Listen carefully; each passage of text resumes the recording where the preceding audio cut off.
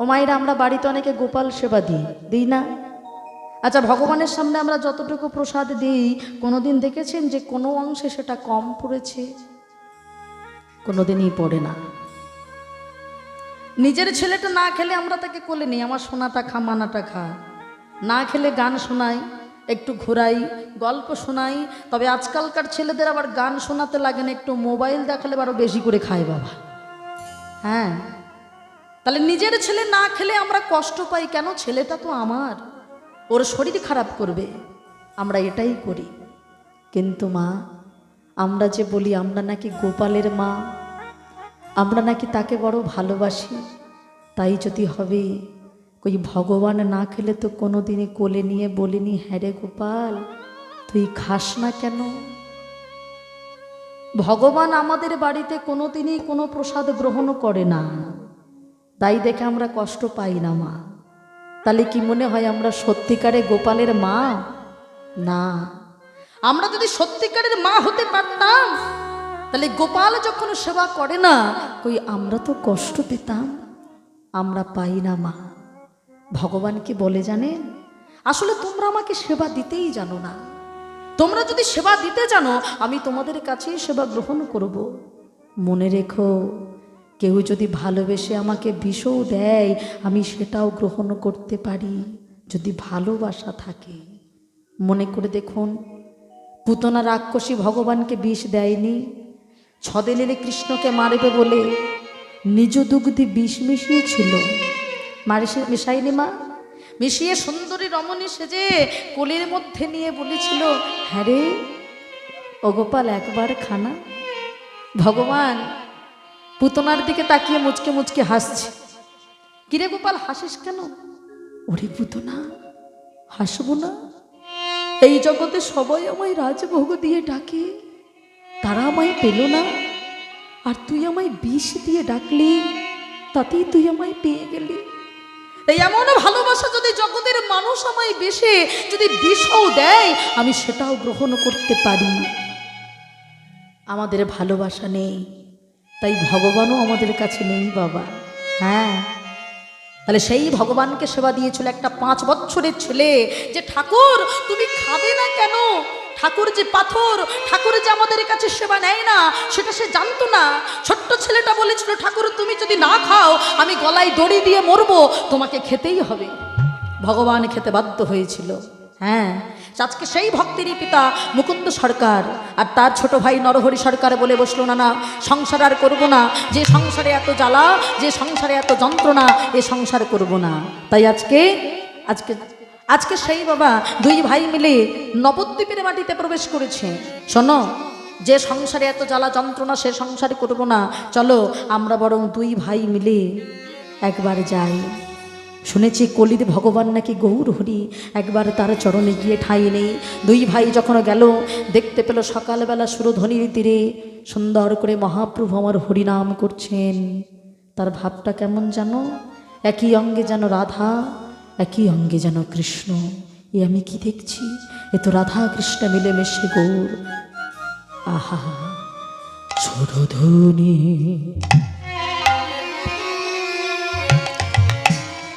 তেরে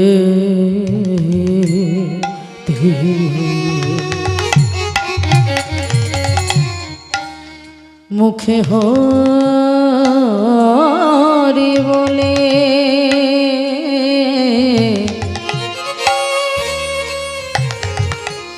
নেচে নেচে যা সুরধ্বনি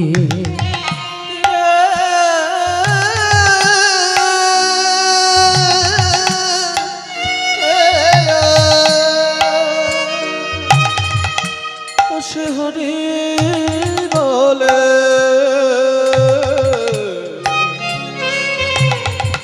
নেচে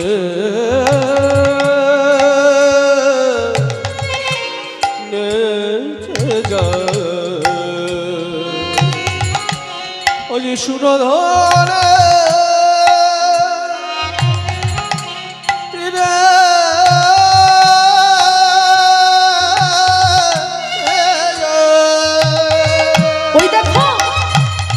ওর শিরে চূড়া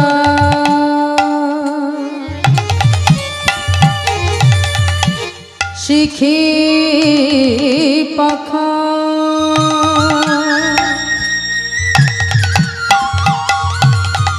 দেখো রাধানা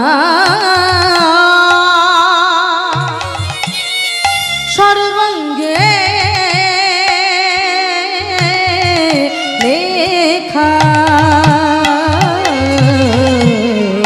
চূড়া শিখে পাখা ওই রাধানা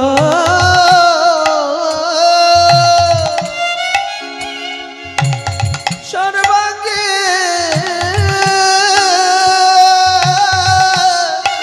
লেখা। ওই দেখো ও তার অঙ্গ বাঁকা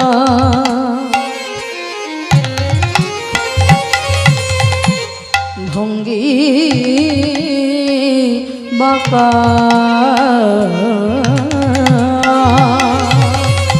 অঙ্গ বাঁকা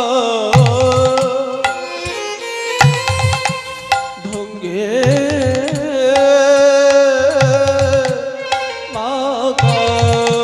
ওই দেখো বাঁকা নুকু দিয়া পা ধরে বলো ধনে হরিবল হরিবল হরিবল হরিবল ওছে হরে বলে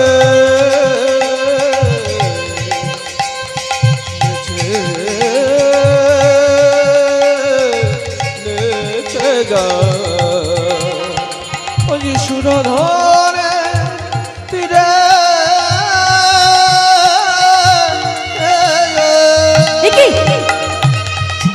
আমি কি দেখছি ওই তো ব্রজেন্দ্র নন্দন যেই সতীসুত হইল সেই বলরাম হইল নিতাই পাপি তাপি যত ছিল হরি নামে উদ্ধারিল তার সাক্ষী জগাই আর মাথায় এ কি দেখছি দাদা এতদিনে কেন আসনি আর দেরি করবো না চলো ওই চরণে যদি ঠাঁই পেলে আমরা উদ্ধার হই তবে একবার সেই চরণে চলো এ তো না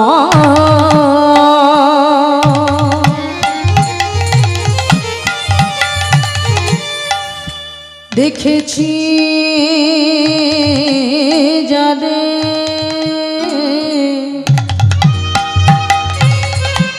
ওই বিমলা যমুনা তীরে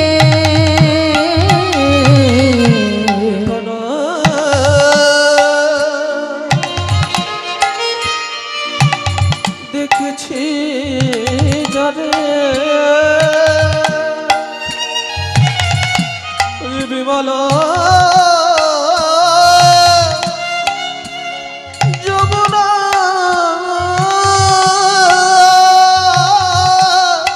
তীরে। আবার তেমনি করে বাসি ধরে এমনে করে বাসে ধরে শুনেছি মজাই তো গোপিকা সুর ধরে বলো ধনী হরিবল হরিবল হরিবল ওসে হরি বলে নেছে নেছে যা ওই সুর ধরে তীরে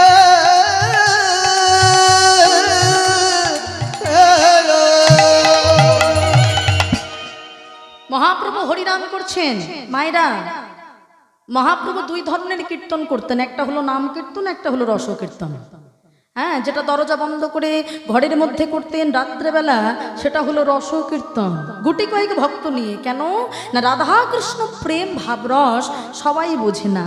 তাই গৌর হরি আজকে তিনি কি করছেন, নগরে নগরে ঘুরে ঘুরে ভক্তবৃন্দ সঙ্গে লয়ে শিখল করতাল নিয়ে আজকে নাম কীর্তন করছেন। মায়েরা, তার মানে আপনারা তো সাথে আছেনই, আপনাদের হৃদয় মাঝে গৌর হরির আমার নাম করাচ্ছেন। ভাবছেন কি এত ঠান্ডার মধ্যে আপনি আপনার ইচ্ছা শক্তিতে কীর্তন শুনছেন? না বাবা, যদি আপনি মনে করে যে আপনি মনে হয় জোর করে কীর্তনটা শুনছেন, তাহলে বেশিক্ষণের অতিথি আপনি নয়। হ্যাঁ হ্যাঁ, আর যদি মনে করেন যে আমার ভিতরে বসে একজন হয়তো শুনিয়ে নিচ্ছেন, তাহলে আপনি শুনতে পারবেন। ঠিক তেমন এই যে আমরা কীর্তন করছি, যদি বলি আমি করছি, তাহলে হয়তো ভালো হবে না বাবা। কিন্তু যখনই আমার গৌর হরি আমাকে গাইয়ে নেবে, তখনই হয়তো সে নামটা নামের মতো হবে। তাই আজকে মহাপ্রভু ঠিক তেমন আজকে ভক্তবৃন্দ সঙ্গে লয়ে হরিনাম করছেন। মায়েরা হাতে তালি দিয়ে সবাই মিলে বলবো হরিনাম বল ভাই, উলধ্বনি হরি বল হরি বল। বলো ভাই, হরি নাম বলো ভাই।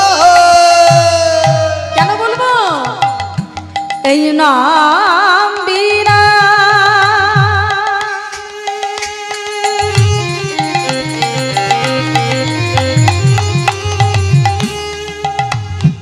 এই কলি জীবে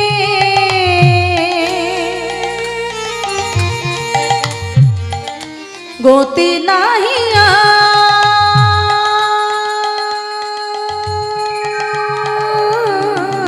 হরি নাম বল ভাই, উলধ্বনি হরি বল হরি বল। বলো ভাই, হরি নাম বলো ভাই। এই ওই ছেলেটা, ওই ছেলেটা অনেকক্ষণ থেকে তোমাকে দেখতে পাচ্ছি, এদিকে আসো তো। হ্যাঁ, অনেকক্ষণ থেকে তোমাকে দেখতে পাচ্ছি, এদিকে আসো। বাবা, আমি ডাকছি না, আমার মহাপ্রভু ডাকছে না কি? হ্যাঁ হ্যাঁ হ্যাঁ, মহাপ্রভু ভাবছেন এত ভক্ত সবাইকে তো আমি চিনি, কিন্তু এই দুজন আবার নতুন কে রে বাবা? কেন? ওই যে একটু আগে বলে গেছি না মা, দুই ভাই তো গিয়েছে, মুকুন্দ সরকার আর নরহরি সরকার, শ্রীখণ্ডের মাটি থেকে। হ্যাঁ, তা ভাবছি এই দুজন আবার কে? তো তার ভিতর থেকে ছোট ভাইয়ের দিকে ইশারা করে বলছে, এদিকে শোনো। কে তুমি? ঠাকুর, আমাকে ডাকছো? আমার নাম তো নরহরি সরকার। বাহ, ভারী সুন্দর নাম তো। ও নরহরি, তুমি আমার কাছে থাকবে, আমার সঙ্গে গাইবে? কেন গাইব না প্রভু, আমি তো তোমার কাছে থাকবো বলেই চলে এসেছি। বেশ তো, তাহলে এখানে আমার যত ভক্ত আছে সবার সঙ্গে হাতে তালি দিয়ে সুন্দর করে গাও দেখি। মায়েরা সবাই হাতে তালি দিয়ে একসঙ্গে মহাপ্রভুর সাথে গাইবেন হরি নাম বল ভাই, উলধ্বনি। বলো ভাই, হরি নাম বলো ভাই। এবার মুখে বলো মায়েরা, মুখেও বলবেন, হাতে তালি। বলো নাম নাম না, বলো নাম নাম না, বলো নাম নাম না, বলো নাম নাম নাম। আবার বলো বলো নাম নাম না, বলো নাম নাম না, বলো নাম নাম না। আবার বলো, বলো নাম নাম না, বলো নাম নাম না, বলো নাম নাম না, বলো নাম নাম না। বলো নাম নাম না, বলো নাম নাম না, বলো নাম নাম না, বলো নাম নাম না। হরি নাম বলো ভাই, হরি বল হরি বল হরি বল হরি বল। হরি নাম বলো ভাই। আচ্ছা ঠাকুর, এটা তুমি কেমন নাম করালে? কি বলেন মায়েরা? আপনারা কি বলেছেন? নাম নাম নাম, তাই তো? না হরি আর না কৃষ্ণ, শুধু তিনবার করে নাম নাম বললেন, তাই তো? মহাপ্রভুকে প্রশ্ন করছে নরহরি, ঠাকুর এটা কেমন নাম? না হরি আর না কৃষ্ণ, শুধু নাম নাম নাম তিনবার বললাম কেন? বলে দেখো, এই তিনটি নামের আসলে আলাদা আলাদা মানে আছে। হ্যাঁ, শোনো শোনো, প্রথম নামের মানে কি জানো? শোনো শোনো, বলি আগে তো না, আগে তো না, আগে তো না, আগে তো না, আগে তো না। আগে তো না, আগে তো না। কোথা থেকে? ওই অহংকারে মঞ্চ হতে আগে তো না, আগে তো না। অহংকারে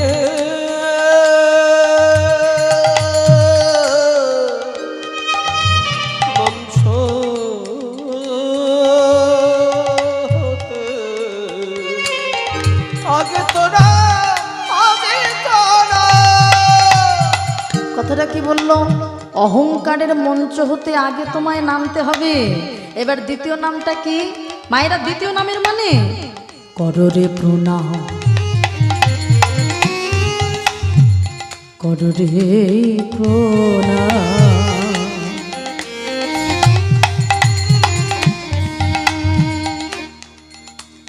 তোমরা কররে প্রণাম, কররে প্রণাম। করণে প্রণাম, করণে প্রণাম। কোথায় প্রণাম? ওই সাধু গুরু শ্রীচরণে কররে প্রণাম, কররে প্রণাম। সকল সাধু গুরু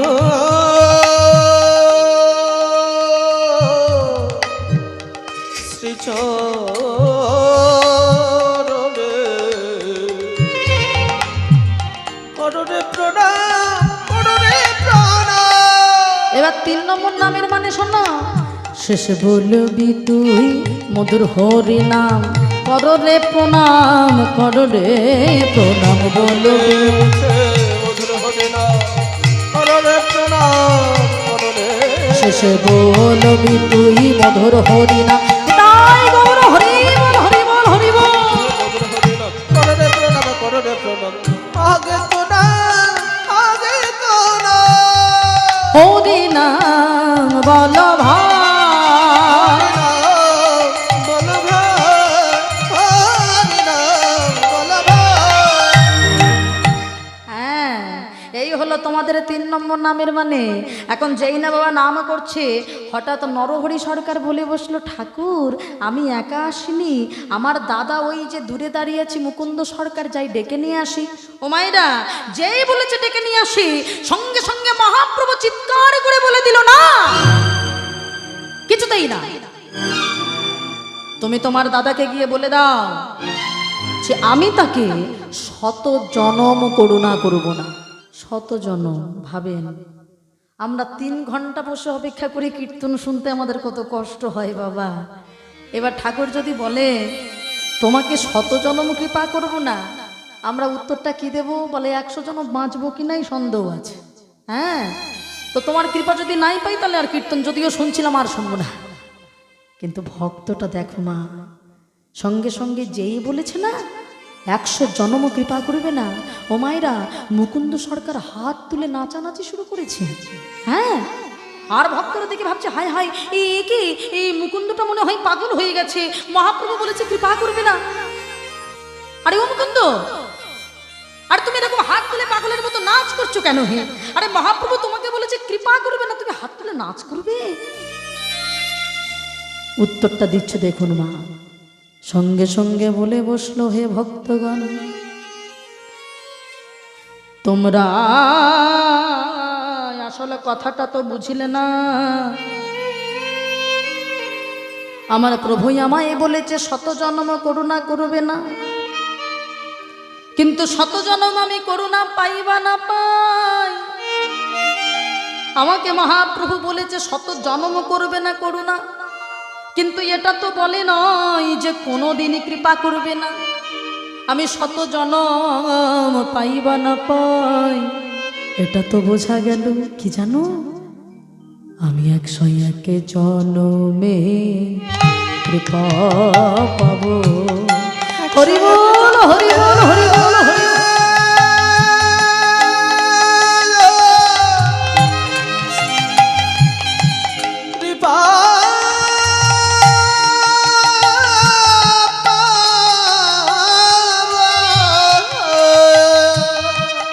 শত জনম না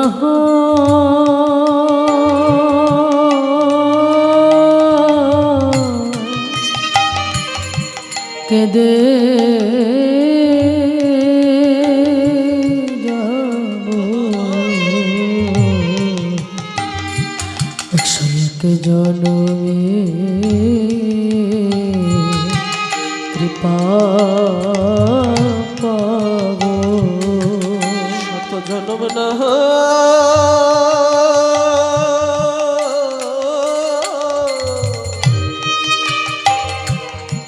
আমি কেঁদে যাব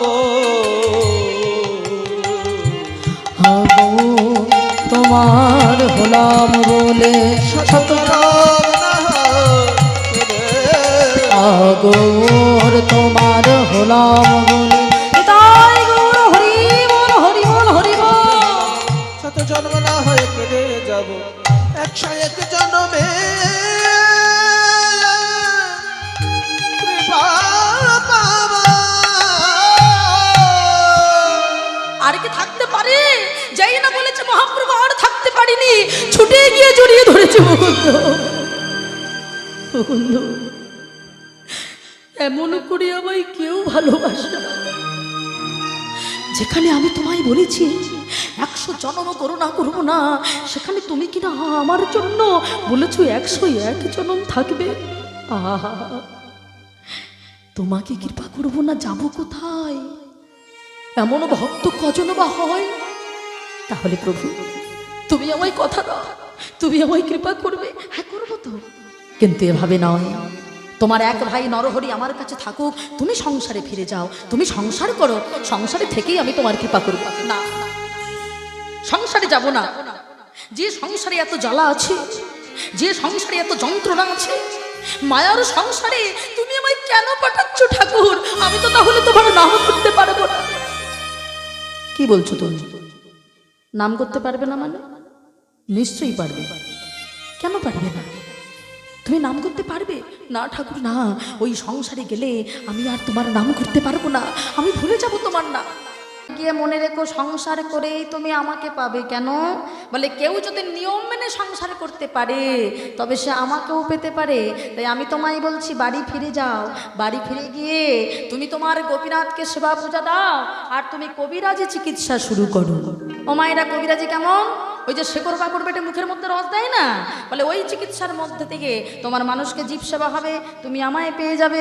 সুন্দর করে বাড়ি ফিরে যাও, গিয়ে তুমি গোপীনাথের সেবা করো, তুমি বিবাহ করো, সংসার করো, তার মধ্যে থেকে তুমি আমায় পাবে। ফিরে যা, ফিরে যা শ্রীখণ্ডে, ফিরে যা। ধনী হরি বল হরি বল।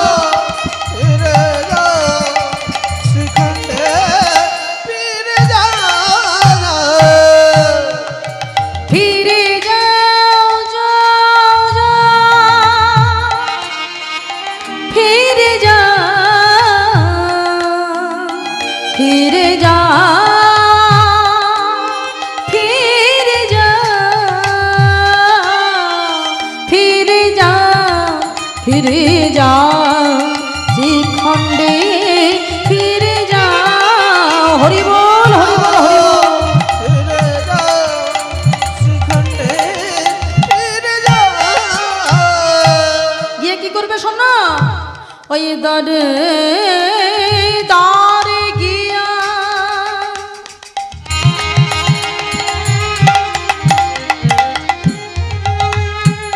কি করবে শোনো? জীবের চরণে ধরিয়া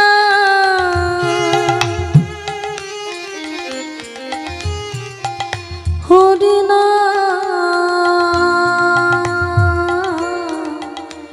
হরিনা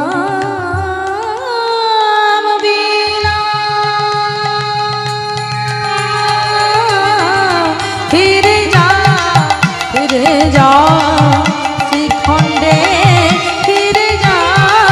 হরি বল হরি বল হরি বল। ফিরে যা শ্রীখণ্ডে, ফিরে যা।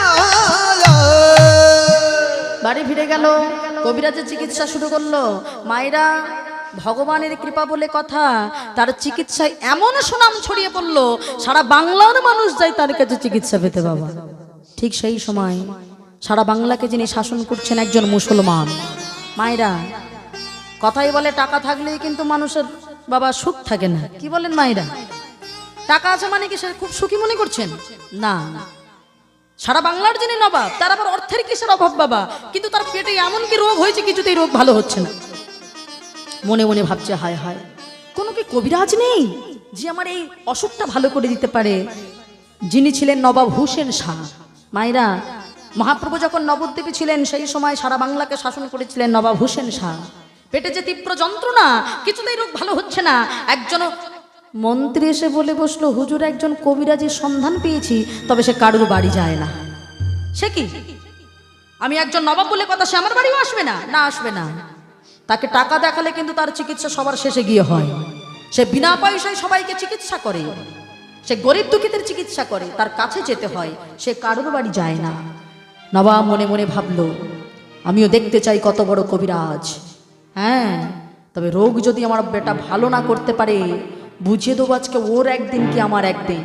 মায়েরা, রাজামশাই নিজের রাজপোশাক খুলে ফেলেছে, ছেঁড়া জোড়া তালি দেওয়া জামা কাপড় পরে শ্রীখণ্ডের মাটিতে গিয়ে জিজ্ঞাসা করছে, ও ভাইয়া, বলে এখানে মুকুন্দ কবিরাজের বাড়িটা কোথায়? আর একটু সামনে যাব, কি করে বুঝবো ওটা মুকুন্দ সরকারের বাড়ি? ও, যে বাড়িতে হরিনামের ধ্বনি শোনা যাচ্ছে। বলে ঠিক আছে, তাই হবে। তাড়াতাড়ি করে গিয়ে দেখছে বাবা, যে বাড়িতে হরিনাম হচ্ছে, তাই নয় ও মায়েরা, একে ভালো চিকিৎসক, তার মধ্যে থেকে যদি বাবা বিনা পয়সায় চিকিৎসা করে ও মায়েরা, তাহলে লাইনটা কি কম পড়বে মনে করছেন? 2-3টে গ্রাম পার হয়ে যাবে তো। হ্যাঁ, গিয়ে দেখছে বাবারে বাবা, দরজার কাছে গিয়ে দেখছে অনেক দূর তো লাইন, কিন্তু অত দূরে দাঁড়ানো যাবে না, দেখতে হবে কত বড় কবিরাজ, একটু কৌশল করতে হবে। তার দরজার সামনে যেই না দাঁড়িয়েছে, দেখলেন ঘরের ভিতর থেকে একটা নামের ধ্বনি ভেসে আসছে। কে গাইছে মা? মুকুন্দ সরকার তখনও চিকিৎসা শুরু করেনি, তখনও কিন্তু ওই ভগবানের চরণে তুলসী দিচ্ছে, তুলসী পত্র দিচ্ছে আর গানটা গাইছে। আর যে গান শুনে আমরা হিন্দু ধর্মের মানুষ হয়ে কাঁদতে পারলাম না, একজন মুসলমান ধর্মের মানুষ হয়ে ওই নবাব দাঁড়িয়ে দাঁড়িয়ে কেঁদেছিল। মা, গানের কথাগুলো শুনুন, কত সুন্দর করে গাইছে। আমার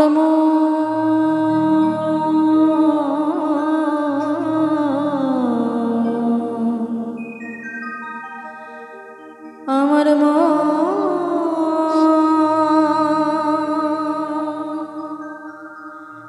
আমার মন ধীরে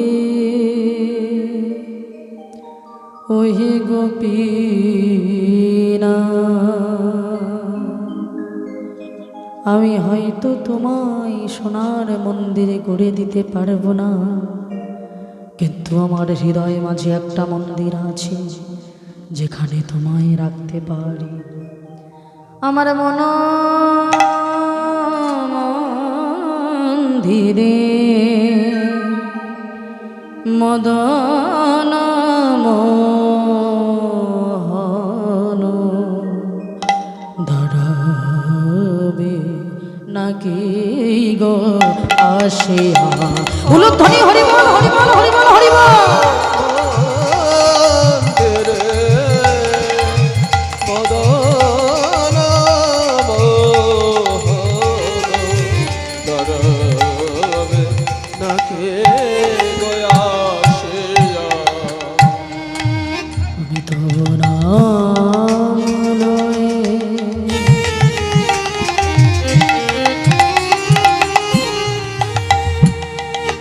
আমি ভাসি আঁখি রে,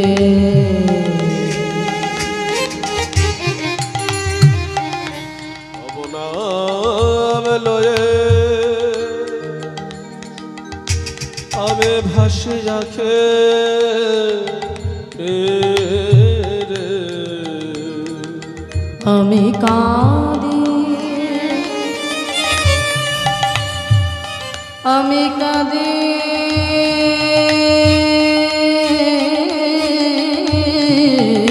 আমি কাঁদি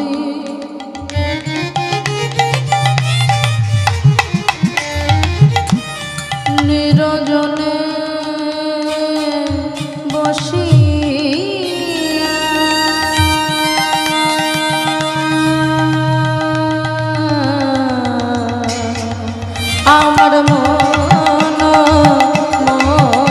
মন্দিরে উলধ্বনি হরি বল হরি বল।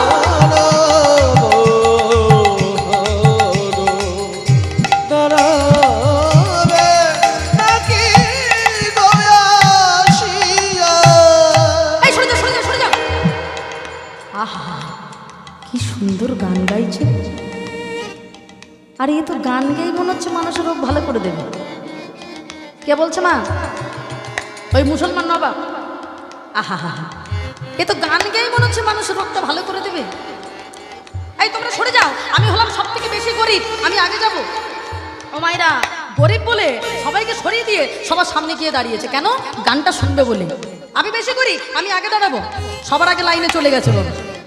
ওই যে বলেছে যে বেশি গরিব তার আগে চিকিৎসা হয়, দাঁড়িয়েছে। তখনও গানটা শুনছে ওই মুসলমান নবাব। ও গো দয়া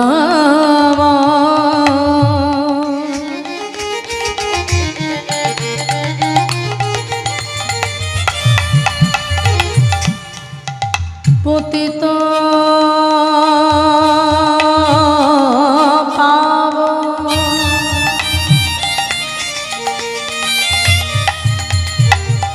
কৃপাময় তুমি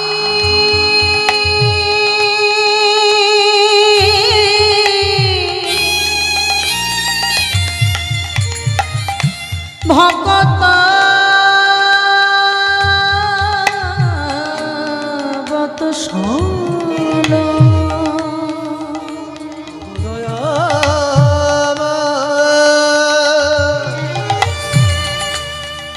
পতিত পাবন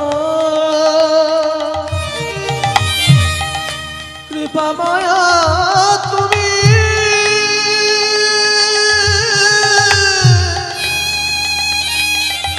ভগত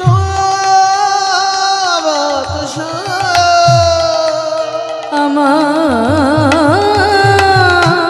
অন্তিম কালে দিও শ্রীচর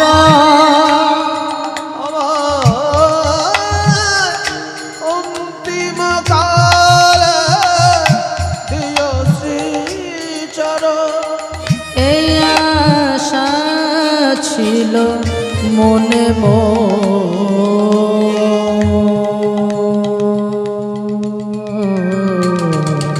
আমার মন মন্দিরে উলধ্বনি হরি বল হরি বল হরি বল। তারাবে নাকি দয়াশীলা। শোনো, আমার পুজো হয়ে গেছে, সব থেকে যে গরিব সামনে এসে দাঁড়াও। ও মায়েরা, যেই না বলে যে সব থেকে যে গরিব সামনে এসে দাঁড়াও। বাবা আর বেশিক্ষণ মায়েরা কষ্ট পেতে হবে না, প্রায় এবার সমাপ্তের দিকে, একটুখানি কষ্ট করে বসুন। যেই না বলেছে যে সব থেকে যে গরিব সামনে এসে দাঁড়াও, সঙ্গে সঙ্গে বলে বসলো বাবা বাবা আমি হলাম সব থেকে বেশি গরিব। তা কি নাম তোমার? মনে মনে ভাবছি আমি যে নবাব হোসেন সাহেব, বেটা তো আমাকে চিনতে পারিনি। বাবা ছেঁড়া জোড়া দালি দেওয়া জামা কাপড় পড়েছে তো, নামটা তো ওটা বলা যাবে না। আসলে বাবা আমি আমি হলাম হোসেন ফকির। আমার টাকা পয়সা নেই বাবা, আমি ফকির মানুষ। আচ্ছা ঠিক আছে, কিন্তু তোমার কি হয়েছে বলো? বাবা আমার পেটে বড় ব্যথা, কিছুতেই রোগ ভালো হচ্ছে না। রোগ ভালো হচ্ছে না? আচ্ছা ঠিক আছে, রোগ যখন ভালো হচ্ছে না, এক কাজ করো তো বাবা, জামাটা খুলে আর একটু মাটিতে শুয়ে পড়ো। ও মায়েরা, নবাব মনে মনে ভাবছে বেটা তো আমাকে চেনে না, আমি কে? বলে কিনা জামা খুলে মাটিতে শুতে, এটা একটা চিকিৎসা ছিরি হলো? কোথায় একটু শেকড় বাকুড়ের রস মুখের মধ্যে দেবে, তা না বলে কিনা জামা খুলে মাটিতে শুতে। ঠিক আছে শোবো, রোগ যদি ভালো না হয় আজকে বেটাকে বুঝিয়ে দেবো, আজকে ওর একদিন কে আমার একদিন। ও ভাইরা, এখন এই তো মনে মনে একটা রাগ নিয়ে ভাবছে না হলেও হতে পারে, দেখা যাক, একটু বিশ্বাস করিয়ে দেখি। কথায় বলে বিশ্বাসে মিলাই বস্তু তর্কে বহুদূর। বিশ্বাস নিয়ে আর যেই না বাবা জামাটা খুলে মাটিতে যেই না শুয়েছি, একে কি কবিরাজ, তোমার মাটিতে শোয়া মাত্র আমার যেন শরীরের যেন অর্ধেক ব্যথাই যেন ভালো হয়ে গেল, অর্ধেক রোগ যেন ভালো হয়ে গেল। আর অর্ধেক আছে তো? ওরে কে আছিস, যা একটু গোপীনাথের প্রসাদ নিয়ে আয়। গোপীনাথের প্রসাদ নিয়ে আর যেই না মুখের মধ্যে দিয়েছে মায়েরা, যেটুকু রোগ ছিল সেটুকুও দূরীভূত হয়ে গেল। না না না না না, এত বড় কবিরাজ এই অঞ্চপাড়া গায়ে কোনোদিনই পড়ে থাকতে পারে না।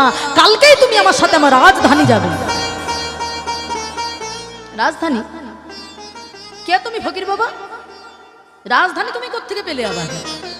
হ্যাঁ হ্যাঁ, এতক্ষণ পরিচয়টা গোপন করেছিলাম, আর গোপন করার কিছু নেই।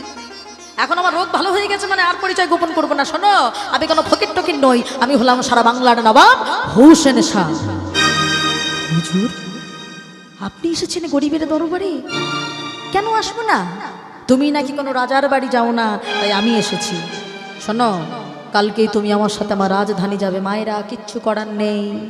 জীবনে শর্ত নিয়েছিল কোনো রাজার বাড়ি যাবে না, কিন্তু কিচ্ছু করার নেই। ইনি নবাব, এনার কথা যদি অমান্য করা হয় তাহলে গর্দান চলে যেতে পারে। মহাপ্রভুর কাছে অনুমতি নিয়ে চলে গেল, গিয়ে সেখানে বলে দিল, হুজুর, আমি কিন্তু আপনার ওই রাজপ্রাসাদে থাকবো না, আমাকে একটা মাটির কুঠিরি করে দেবে। দেখেছেন মা, ভক্ত কখনো আড়ম্বর চায় না। ওই মাটির কুঠিরেই আমি থাকবো, আর ওখানেই বসে আমি আমার গোপীনাথের সেবা দেব। আপনার চিকিৎসার সাথে সাথে আমি যেন এখানেকার যত গরিব দুঃখী সবার যেন চিকিৎসা করতে পারি। নবাব বলে বসলো, এই না হলে আমার কবিরাজ, যার এমন মন, এত বড় মন, তাই হবে। কবিরাজ শুধু ভালো চিকিৎসা করে না, কবিরাজ নাকি খুব সুন্দর ভগবানের ভজনও গায়। মনে মনে ভাবলো, এই ভজনটা শুনতে গেলে আমাকে তো যেতে হবে। তাই দুজন প্রহরীকে সঙ্গে নিয়ে ওই মাটির কুঠিরের সামনে গিয়ে দাঁড়িয়েছে। মায়েরা, দুজন প্রহরী খুব মনে রাখবেন, দুজন প্রহরী কি দিয়ে হওয়া করছে জানেন? ময়ূরের পুচ্ছ, যা অন্যান্য দেবদেবীর চূড়ায় যা থাকে না, আমার গোবিন্দের চূড়ায় থাকে।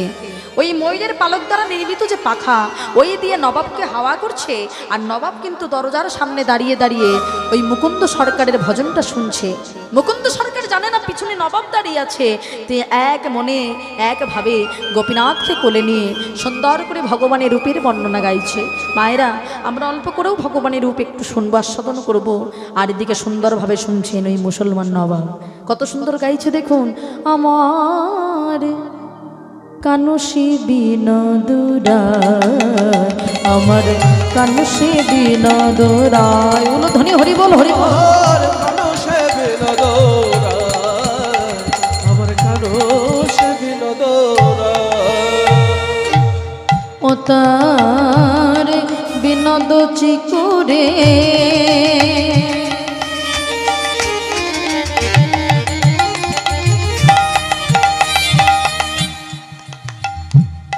বিনোদ বড়িহা,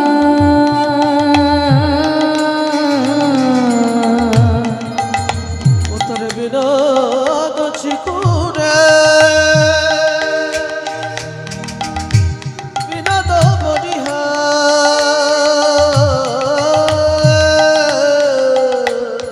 আহায়ুরেছি বিনোদ বাই, আমার কানুষ বিনোদ রায়, আমার উলধ্বনি হরি বল, হরি বল। আমার কানুষে বিনোদরায়। কবিরাজ, ও কবিরাজ, ও মায়েরা, যতই ডাকুক না কেন তখনও গেয়ে চলেছে। শুনতে পাচ্ছে না কেন? কারণ নিজের সবকিছু যে গোবিন্দের কাছে। হ্যাঁ, আত্মনিবেদন করেছে। পিছনে বাবা ডেকেই চলেছে কবিরাজ কবিরাজ বলে, তবু শুনতে পারছে না, তবু গাইছে কত সুন্দর করে। দেখুন, বিনোদ কপালে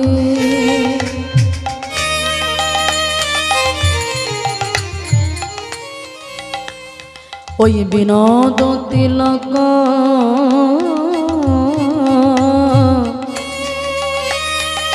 বিনোদ বিনোদ সাজে, তার বিনোদ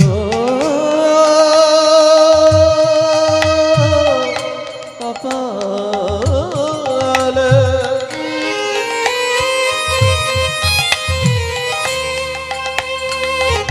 বিনোদ তিলক,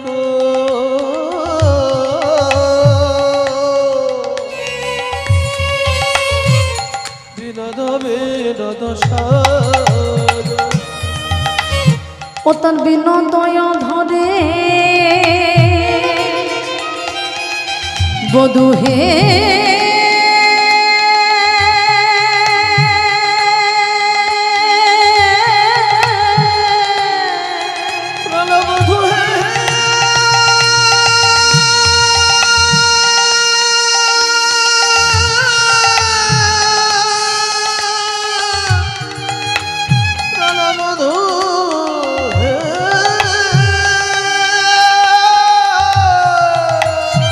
তার বিনোদয় ধরে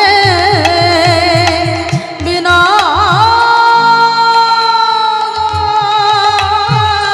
মুরলি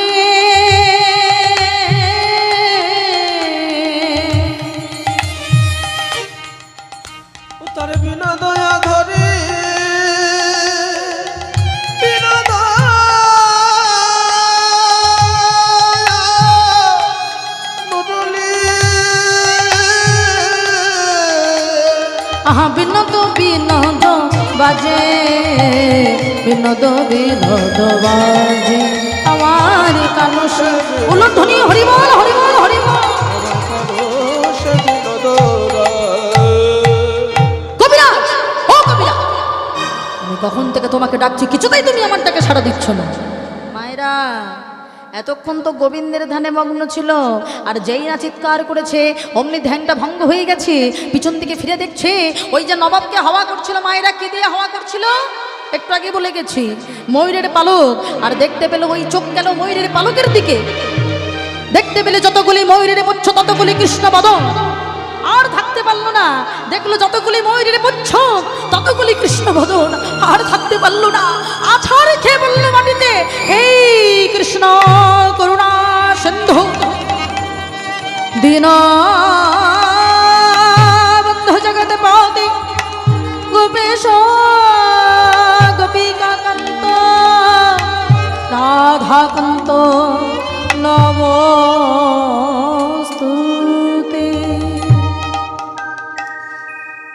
এ কি কবিরাজ, তুমি অজ্ঞান হলে কেন? আরে ও কবিরাজ, তাড়াতাড়ি জলে ছিটে দিয়ে তুলেছে। মায়েরা মনে মনে ভাবছে আমি হিন্দু, উনি মুসলমান। আমি যদি বলি ওই ময়ূরের পালক দেখে আমার গোবিন্দের কথা মনে পড়েছিল, উনি তো আমাকে বিশ্বাসটা নাও করতে পারে। আমি একটু মিথ্যে কথা বলি, আমার ভগবানের সম্মান রক্ষা করতে যদি আমায় একটু মিথ্যে বলতে হয় আমি তাই বলবো। না হলে উনি যদি আমার এই কথা শুনে যদি উপহাস করে, আমার গোবিন্দের কষ্ট হবে। দেখেছেন মা কত বড় ভক্ত, দেখুন বলে বসলো, আসলে হুজুর আমি তো সবার রোগ ভালো করি, কিন্তু আমার নিজের আসলে একটা রোগ আছে, সেটা হলো মৃগী রোগ। চুপ করো, তুমি কি মনে করেছো? তুমি আমাকে মিথ্যে বলবে, আমি সেটাই মেনে নেব। মনে রেখো আমি হলাম নবাব, সারা বাংলার মানুষকে আমি শাসন করি। মানুষের মনের ভাব যদি নাই বুঝবো, আমি তাহলে নবাব হলাম কি করে? শোনো, তুমি আসলে আমার এই পালক দেখে, এই ময়ূরে পুচ্ছ পালক দেখে তোমার আসলে গোবিন্দের কথা মনে পড়ে গিয়েছে। হুজুর আপনি বুঝতে পেরেছেন? হুজুর বুঝতে পারবো না হুজুর, আমি ভুল করেছি, আমি অপরাধ করেছি। আপনার মতো মানুষের কাছে আমি মিথ্যে কথা বলে, না না ভুল তুমি করনি, ভুল আমি করেছি। তোমার মতো নিষ্ঠাবান ভক্তকে আমি আমার কিনা গোলাম বানিয়েছিলাম। তাই শোনো, আমি তোমায় বলছি, তুমি তুমি বাড়ি ফিরে যাও। আর শোনো, ওই শ্রীখণ্ড গ্রামটা আমি তোমার নামে লিখে দিলাম। তুমি সবাইকে বিনা পয়সায় চিকিৎসা করো। গোপীনাথের প্রতিদিন তুমি ক্ষীরের নাড়ু তৈরি করে প্রসাদ দাও, অনেক খরচা। তাই আমি তোমায় ওই সমগ্র শ্রীখণ্ড গ্রামটা আমি তোমার নামে লিখে দিলাম। যা কিছু কর আদায় হবে সব কিছু তুমি গরিব দুঃখী মানুষের সেবার কাজে লাগিও। দেখুন মায়েরা, আমরা সারা জীবন চেয়েছে কিছুই পেলাম না, আর যে জীবনে কিছু চাইলো না সে একটা গ্রামে রাজা হয়ে গেল, বাড়ি ফিরে গেল। কিন্তু কথাই বলে মায়েরা, সুখ দুঃখ হলো দুই ভাই, সুখ দুঃখ হলো দুই ভাই। সারা জীবন কেউ বাবা সুখে থাকতে পারে না। মনে মনে ভাবলো, আমার তো আর কোনো অভাব নেই, আর কোনো দুঃখ নেই, বিবাহ করেছে। কিন্তু তার জীবনে দুঃখটা আসলো কোথায় জানেন? সবার রোগ ভালো করতে পারে, কিন্তু নিজের ঘরে নিজের স্ত্রীর রোগ আর ভালো করতে পারছে না। অনন্ত দেবীর রোগ আর ভালো হচ্ছে না, কি যে হয়েছে পেটের মধ্যে কিছুই ধরতে পারছে না। প্রায় শয্যাশায়ী হয়ে পড়েছে। নিজ স্ত্রীর রোগ যখন ভালো করতে পারছে না, ছুটে চলল মহাপ্রভুর কাছে। আছাড় খেয়ে বলল, গৌর হরি গৌর হরি গৌর হরি গৌর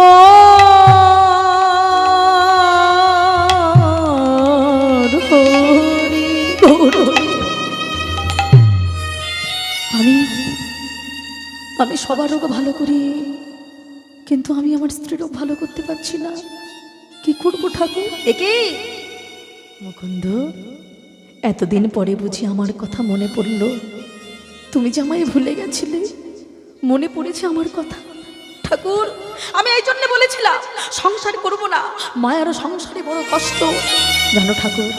ওই সংসারে গিয়ে আমি তোমায় ভুলে গেছি, আমি চাই না সংসার। শোনো, তোমার ভিতরের গুণটা নষ্ট হয়েছে কেন জানো? তোমার ভিতরে অহংকার এসেছে। হ্যাঁ, মানুষের ভিতরে সুকৃতি নষ্ট হয় যখন অহংকার আসে। তুমি রোগ ভালো করতে করতে ভেবেছিলে তুমিই মনে হয় সব কিছু করছো, তুমি আমার প্রতি ভরসা হারিয়েছিলে। কিন্তু প্রভু, এই জন্যে তো তোমায় বলেছিলাম আমি সংসার করব না, তুমি কেন পাঠালে? শোনো, যার ভিতরে অহংকারের পরে আবার আসে অনুশোচনা, তার রোগ ভালো হয়ে যায়। আমি তোমায় কথা দিলাম তোমার স্ত্রীর রোগ ভালো হবে। এই নাও আমার চর্বিত তাম্বুল। মায়েরা চিবানো পান যাই না দিয়েছে, ওই চিবানো পান নিয়ে বাড়ি চলে গেল, অনতা দেবীকে খাইয়ে দিল। কিন্তু মায়েরা যাই না খেলো, রোগ তো ভালো হলোই, কিন্তু বাবা এমন দিন আসলো, শুভ দিনে শুভক্ষণে জন্মগ্রহণ করছে বাবা। অনন্ত দেবী হয়েছে গর্ভবতী। গর্ভ কবে ভূমিষ্ঠ হলো? মাঘ মাসের শ্রী পঞ্চমী তিথি। এই সামনেই আসছে বাবা মাঘ মাস। মাঘ মাসে শ্রী পঞ্চমী তিথি মানে যেদিন আমরা সরস্বতী পূজা করি, ওই সরস্বতী পূজার দিন ভক্ত রঘুনন্দন জন্মগ্রহণ করছেন। আর বেশিক্ষণ নেই মায়েরা উলুধ্বনি করে, হেন কালে জন্মিলা শ্রী রঘুনন্দন। উলুধ্বনি। হেন কালে জন্মিলা শ্রী রঘুনন্দন, মুকুন্দ দাসের তাহাই আনন্দিত আনন্দ ধরে না, আনন্দ ধরে না, রঘুনন্দনের জন্ম হেরে আনন্দ ধরে না। ঠাকুর মশাই, আপনার ছেলে হয়েছে, নিয়ে এসো নিয়ে এসো। তাড়াতাড়ি সদ্যজাত ছেলে নিয়ে মা সরস্বতীর চরণে দিয়েছে। ওই যে পূজা হচ্ছিল না, সরস্বতীর চরণে দিয়েছে। মা সরস্বতীর শ্রীচরণে কইল সমর্পণ। উলুধ্বনি। সরস্বতীর শ্রীচরণে কইল সমর্পণ। আশীর্বাদ করো মা, আশীর্বাদ করো মা, যেন সংকীর্তন গাইতে পারি। আশীর্বাদ করো মা, দুই কানে শোনাইল মধুর হরি নাম। হরি বল, হরি বল। দুই কানে শোনাইল মধুর হরি নাম, মধুর হরি নাম শোনালো, হরি নাম শোনালো। মায়ার কথা শোনার আগে হরি নাম শোনালো, মায়ের কথা শোনার আগে হরিনাম শুনিয়ে দিয়েছে। মায়েরা ছেলে তো ভালো হবেই, কি বলেন, ভক্ত তো হবেই। দেখতে দেখতে ছোট্ট ছেলেটা সবে এবার হাঁটতে শিখেছে, একটু কথাও বলতে শিখেছে। প্রশ্ন করছে, মা ও মা, ওই মন্দিরের মধ্যে কে থাকে গো? প্রতিদিন বাবা এত এত নাড়ুর থালা নিয়ে সুন্দর করে নাড়ুগুলো সাজিয়ে নিয়ে মন্দিরের মধ্যে যেমন যায় তেমন আবার বাইরে আসে কেন? কি বলেন মায়েরা? বাচ্চাদের তো মনে কত প্রশ্ন, হ্যাঁ? কারণ ছোট্ট বাচ্চাটা কিন্তু মন্দিরের মধ্যে যেতে পারে না, কেন বলেন তো? অনেক জায়গায় নিয়ম আছে বাবা, 5 বছরের আগে বাচ্চাদের মন্দিরে প্রবেশ করতে দেয় না একা একা। কেন? কারণ ওরা পায়খানা প্রস্রাবের নিয়ন্ত্রণ জানে না। যদি করে দেয় মন্দিরে, তাহলে মন্দির অপবিত্র হবে, তাই যেতে দেয় না। তা সেইখানে ছোট্ট বাচ্চা যেতে পারছে না, 5 বছরও হয়নি। প্রশ্ন করছো, মা কে থাকে গো মন্দিরে? মায়ের শিক্ষাটা দেখুন মা, এটাই হলো মায়ের শিক্ষা। মা যদি তার সন্তানকে যেমন শেখাবে, সন্তান তো তেমন হবে বাবা। বুঝিয়ে দিল, শোনো বাবা, ওই মন্দিরের মধ্যে কে আছে জানো? ওখানে আছে আমার বড় ছেলে, যার নাম হলো গোপীনাথ।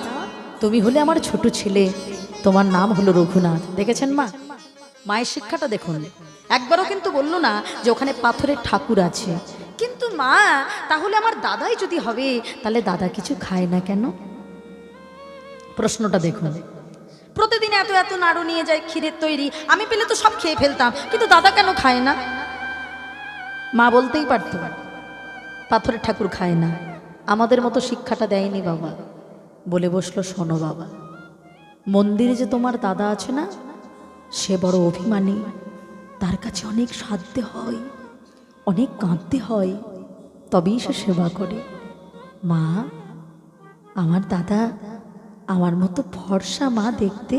না বাবা, তোমার দাদার গায়ের রংটা একটু কালো, কিন্তু সে বাঁশিটা বাজায় খুব ভালো।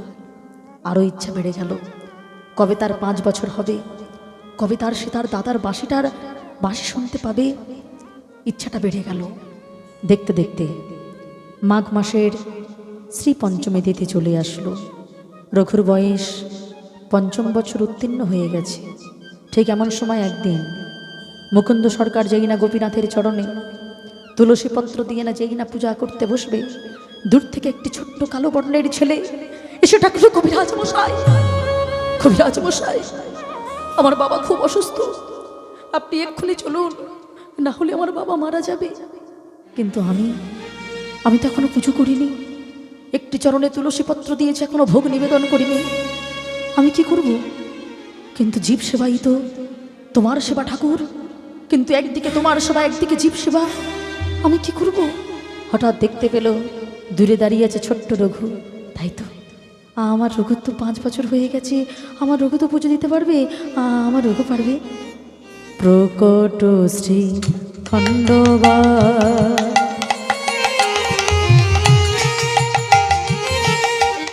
ভক্তের নমস্তে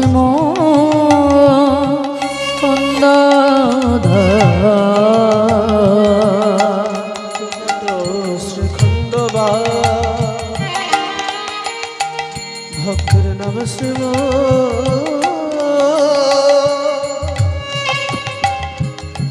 মুকুন্দ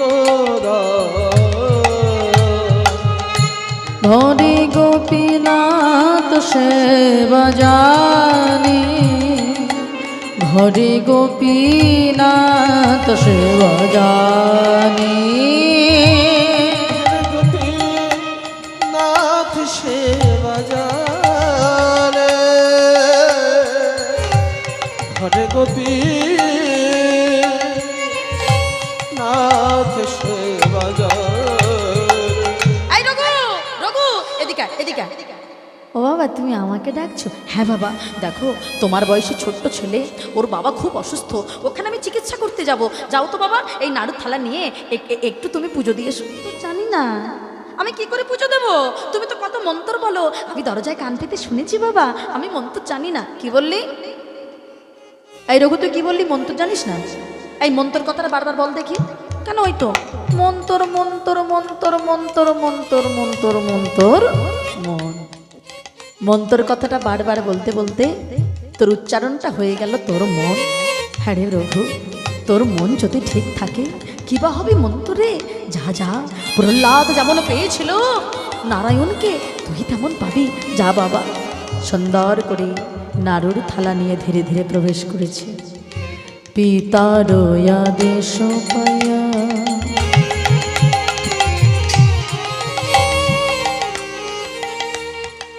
শ্রী রঘুনন্দন ঝাইয়া, পিতার আদেশ পাইয়া শ্রী রঘুনন্দনে যাইয়া, গোপীনাথে সম্মুখে আসিলা, গোপীনাথে সম্মুখে আসিলা,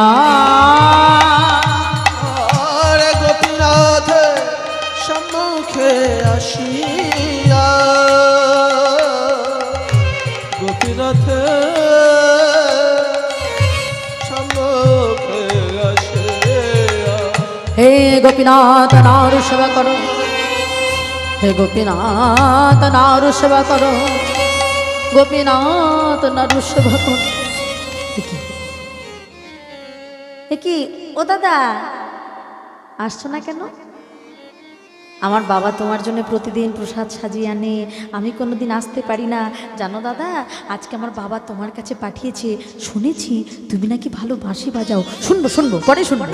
আমার মা বলেছে তোমার গায়ের রংটা কালো, তুমি বাঁশিটা বাজাও খুব ভালো, শুনবো পরে শুনবো, আগে একটু খাইয়ে নি। ও দাদা নাও। ছোট্ট ছেলে বোঝে না যে পাথরের ঠাকুর আমাদের হাতে খায় না। এ কি ও দাদা, খাচ্ছ না কেন? ওহো, বাবা কত মন্তর বলে, আমি মন্তর জানি না তাই। আচ্ছা, আজকের দিনটা একটু কষ্ট করে খেয়ে নাও। ও আমারই তো ভুল হচ্ছে, কারোর মাথায় এরকম একটা ভারী চূড়া থাকলে কেউ খেতে পারে নাকি? দাঁড়াও দাঁড়াও, আমারই ভুল হচ্ছে দাদা। আমার বাবা তোমায় কত আদর করে খেতে দেয়, আমি তো কিচ্ছু জানি না। ও মায়েরা, যে বেদিতে আমরা হাত দিতে ভয় পাই, বেদির উপরে পা দিয়ে উঠে গেছে। দাদা, এই দেখো, এই দেখো, এই কিন্তু আমি তোমার চূড়াটা খুলে দিলাম। আচ্ছা, তুমি তো এখন নাড়ু খাবে, তাহলে হাতে তো বাঁশিটার প্রয়োজন নেই। দেখি দেখি বাঁশিটাও খুলে দিই। বাঁশিটাও নিচে নামিয়ে রেখেছে। ভগবান মনে মনে ভাবছি, বেটা করে কি, ই আমার চূড়া খুলে বাঁশি খুলে। আরে বাবা, আমি তো পাথর, আমি তো যেতে পারবো না, এ বেটা করছেটা কি? সব খুলেছে। ও দাদা, আসো আসো, এবার খেয়ে নাও। ও, আমি মন্তর জানি না তাই তুমি আসবে না। তবে মা কি বলেছিল জানো দাদা, তোমাকে খেতে দিতে গেলে অনেক নাকি কাঁদতে হয়, অনেক নাকি সাধতে হয়, তবেই নাকি তুমি খাও। দাদা, কাদা মানে যদি চোখের জল হয়, তবে সাদা মানে কি গো? আমি তো জানি না। ও, সাদা মানে মনে হয় দেহের রক্ত, তাই হবে। দেহের রক্ত দিয়ে আমি তোমায় সেবা দেব। আর থাকতে পারলো না বাবা, ছোট্ট রূপ আমার ওই পাথরের গোপীনাথের চরণে মাথাটা ঢুকছে। গোপীনাথ, গোপীনাথ, গোপীনাথ, ও হে গোপীনাথ, নাড়ু খা।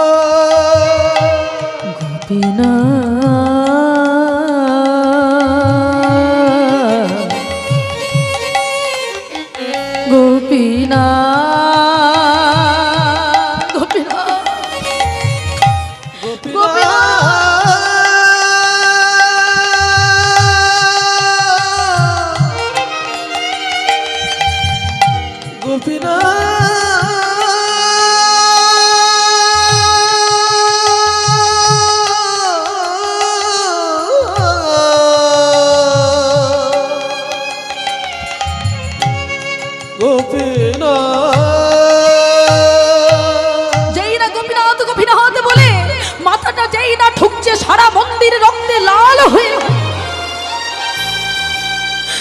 আর কি ভগবান থাকতে পারে? মন্দিরের সিংহাসন থেকে পাথরের ভগবান দুটি হাত বের করে ডাকছে, রঘু,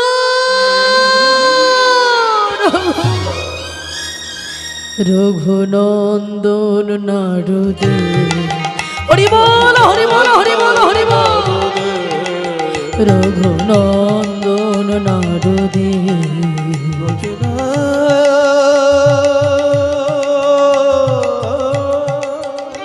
গোপীনাথ, গোপীনাথ,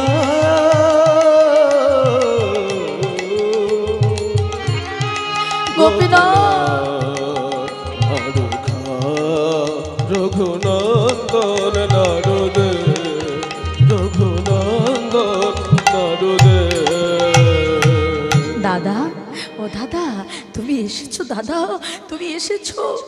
সেই যখন এলে, এত কেন কাঁদালে, এত কেন রক্ত ঝরালে? রঘুরে, এই জগতে সবাই আমায় ভালোবাসে, তোর মতো করে এমন চোখের জল দিয়ে আমায় যে কেউ ভালোবাসে না রে রঘু। ওরে রঘু, আমি চোখের জলে যে বড় ভালোবাসি। হরি বল, হরি বল, হরি বল, হরি বল।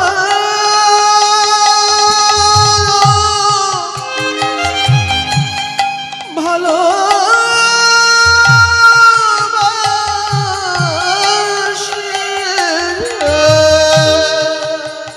আমি অন্য কিছু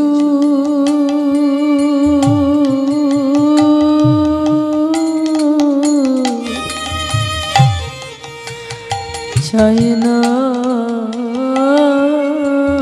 রঘু, চোখের জল যে বড় ভালোবাসি, আমি অন্য কিছু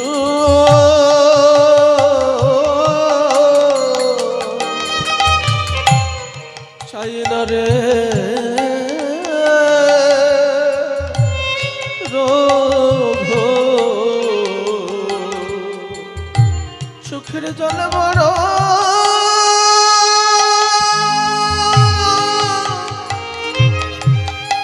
ভালো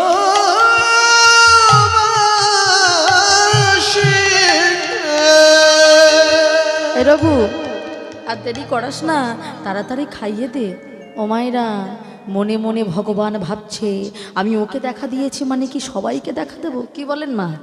ভগবানকে সবাইকে দেখা দেয়? এক্ষুনি মুকুন্দ সরকার আসবে, তাড়াতাড়ি খাইয়ে দে। ও মায়েরা, যেই না খাওয়ানোর কথা বলেছে, ভক্ত তো দেরি হবেই, এক এক করে খাওয়ায় আর একটু করে বসে থাকে। ভগবান ভাবছে আমার পুরাতন অভ্যাসটা একটু ঝালাই করে দেখি, আমাকে চুরি করতে হবে। এখন রঘু যদি একটা দেয়, গোপীনাথ নিচে থেকে একটা তুলে খেয়ে নেয় বাবা। এইভাবে খেতে খেতে হঠাৎ দেখতে পেল থালার ভিতরে একটাই নাড়ু পড়ে আছে। গোপীনাথও দেখছে একটা, রঘু দেখছে একটা। যেই না গোপীনাথ হাতটা দিতে যাবে, হাতটা ধরেছে। তাই বলি, এত নাড়ু গেল কোথায়? সব তুমি চুরি করছো, তাই তো? ও দাদা, শেষ নাড়ুটা খাবে না। আমার বাবা তোমার প্রসাদ না পেলে জল পর্যন্ত গ্রহণ করে না, খবরদার, একদম তুমি হাত দেবে না। এই এই রঘু শোন, ওই নাড়ুটা যদি আমায় না দিস, তোর বাবা আসলে বলবো সব নাড়ুগুলো তুই একা খেয়েছিস। দেখেছো কেমন মিথ্যেবাদী তুমি? আচ্ছা ঠিক আছে, ঠিক আছে, তুমি হা করো না। এতক্ষণ হাতে দিয়েছিলি, মুখে দিয়েছিস, মেনে নিয়েছি, এবার হাতে দে। যেই না হাতে দিয়েছে, বলছে রঘু, তুই আমার ভাই হয়ে, আমি তো দাদা, আমাকে খাওয়ালি। আমি দাদা হয়ে যদি এবার ভাইকে না দিই, জগতে সবাই আমায় কলঙ্ক দেবে না? এ ভাই, একটু হা কর। না না না না, আমি খাবো না। শোনো, ব্রাহ্মণ কখনো কি এই ঠাকুর ঘরে বসে খায়? আমি কিচ্ছু খাবো না। খাবি না মানে? ভগবানও কৌশল জানে বাবা। কি করেছে, মুখের এইখানটা চেপে ধরেছে। ও মায়েরা, এখানে গাল চেপে ধরলে মুখ তো হা হয়ে যাবে। যেই না হা হয়ে গেছে, নাড়ু খালা নিয়ে মুখের মধ্যে খা বলছি, খাইয়ে দিয়েছি। শোন রঘু, অনেকক্ষণ হয়ে গেছে, তোর মা কিন্তু বাইরে ঘুরছে, চিন্তা করছে। যা যা যা, তাড়াতাড়ি বাইরে যা। ও মায়েরা, এদিকে অনন্ত দেবী চিন্তা করছে, কোনোদিন আমার ছেলে পুজো দিতে যায় না, আজকে গিয়েছে, এত কেন দেরি হচ্ছে, কি যে ঘটছে কে জানে বাবা মন্দিরের মধ্যে।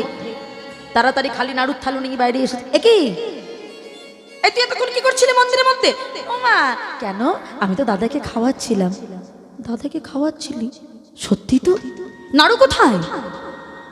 এতদিন তোর বাবা পূজা দিল, কোনোদিন নাড়ু ঠাকুর খেলো না, তোর বেলায় খেলো, এটা আমাকে বিশ্বাস করতে হবে। হাকর বলছি, এক্ষুনি হাকর।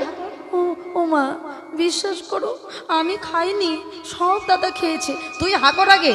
ও মায়েরা, সব নাড়ুগুলো গোপীনাথ খেলেও শেষেরটা কোথায় দিয়েছিল? রঘুর মুখের মধ্যে না? ওখানে তো লেগে আছে মুখে বাবা। আর যেই না হাঁটা করেছে, ওই তো নাড়ু দেখা যাচ্ছে, তার মানে তুই খেয়েছিস সব। তুই এমন মিথ্যেবাদী, তোর বাবা আসুক আজকে। বাবা, মা তো বিশ্বাস করলই না। এদিকে সেই সময় উল্টো দরজা দিয়ে মুকুন্দ সরকার এসে উপস্থিত। আসিয়া মুকুন্দ দাস কহে বালকের পাশ, আসিয়া মুকুন্দ দাস কহে বালকের পাশ,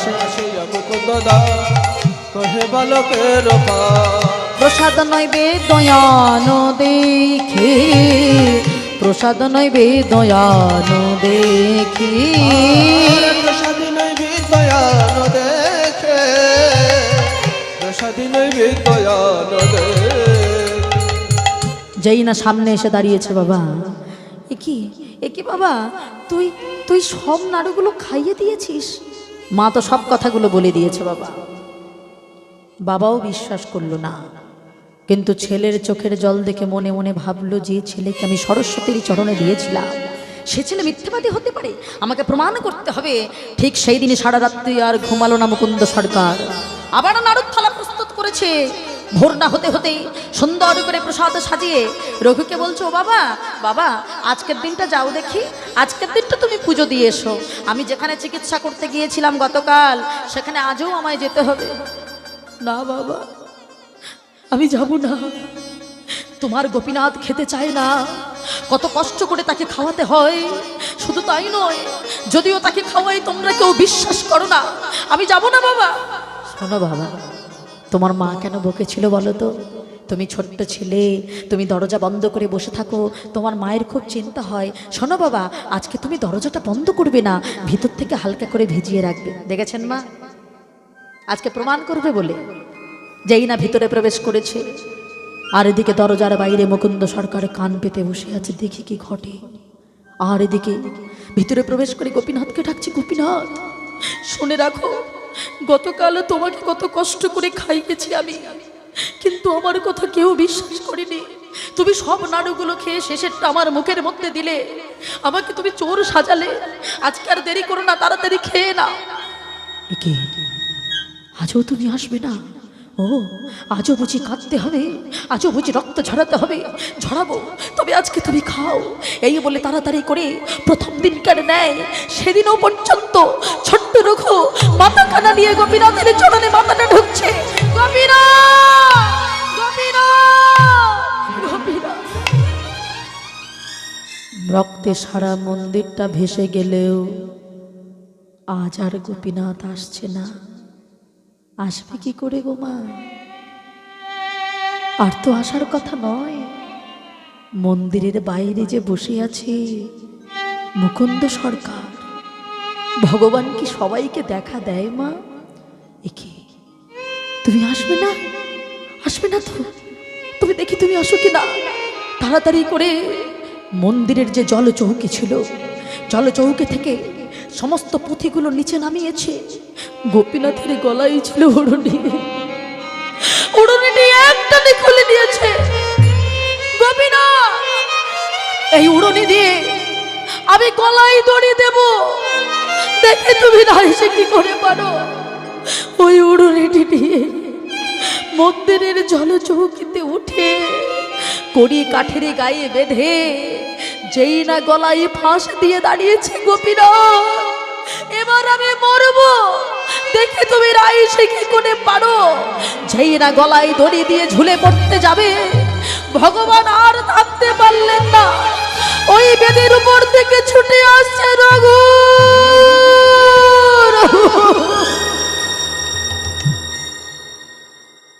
ভগবান কোথায় এসে ধরেছে জানেন মা?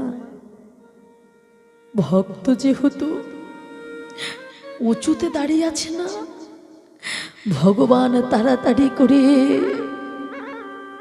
ভক্তের চরণটা জড়িয়ে ধরেছে। রঘু নেবে আয়, মরিস না রঘু, মরিস না। দাদা, তুমি দাদা হয়ে ভাইয়ের পা ধরেছ, তুমি ভগবান হয়ে তুমি আমার পা ধরেছ। কেন ধরেছি জানিস রঘু? ওরে রঘু রে, এই জগতে সবাই আমায় ভালোবাসে, কিন্তু তোর মতো এমন চোখের জল দিয়ে কেউ ডাকে না। এমন চোখের জল দিয়ে যদি কোনো ভক্ত একেবারে ডাকে, তবে সেই ভক্তের চরণ খানি আমি আমার মস্তকের আঁখি। কেন জানিস? আমি ভক্তের চরণ বড় ভালোবাসি। হরি বল, হরি বল, হরি বল, হরি বল। ভক্তের চরণ বড়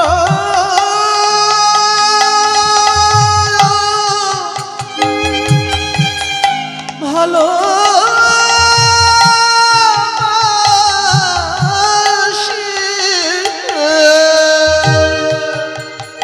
ওই যে সাক্ষী আছে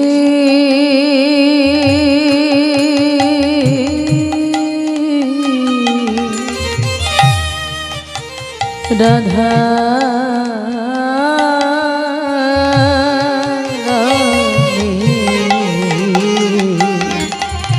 ভক্তের চরণ বড় ভালোবাসে।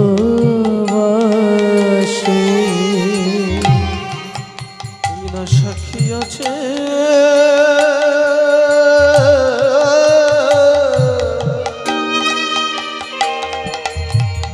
আমার রাধা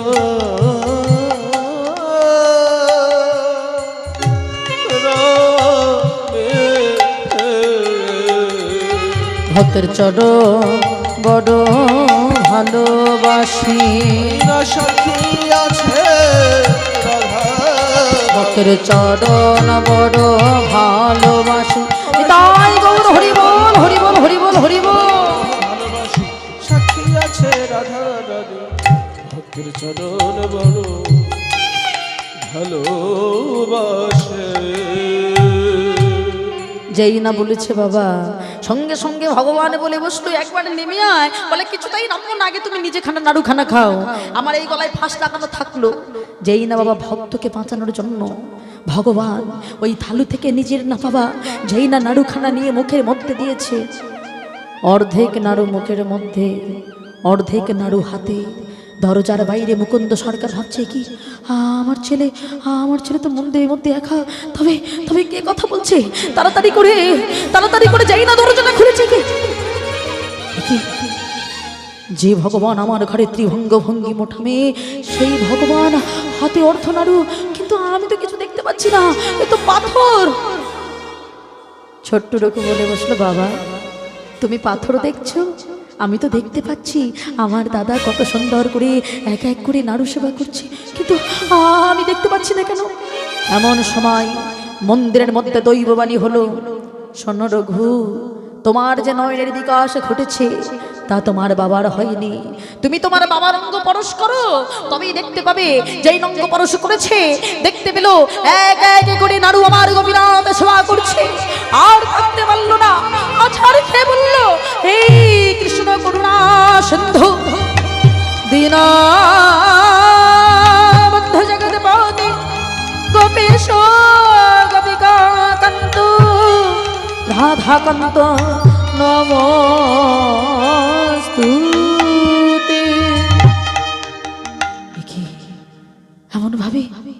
এমন ভাবে তুমি আমার ঘরে আসলে ঠাকুর।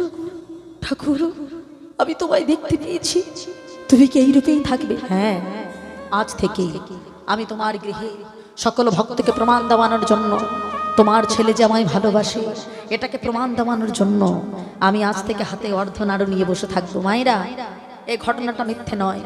আপনারা যদি যান বর্ধমান জেলা কাটোয়া মহকুমার অন্তর্গত শ্রীখণ্ড গ্রামে দেখতে পাবেন আজও পর্যন্ত ভগবান সেই ছোট্ট গোপীনাথ হাতে এখন অর্ধ নাড়ু নিয়ে বসে আছে বাবা, ভক্তের মান রক্ষার্থে। হ্যাঁ, এখনো গেলে তার দর্শন পাবেন বাবা। এখানেই সমাপ্ত করছি মায়েরা, সবাই মিলে উলুধ্বনি করে। অদ্যপি শ্রীখণ্ডপুরে অর্ধ নাড়ু আছে পরে,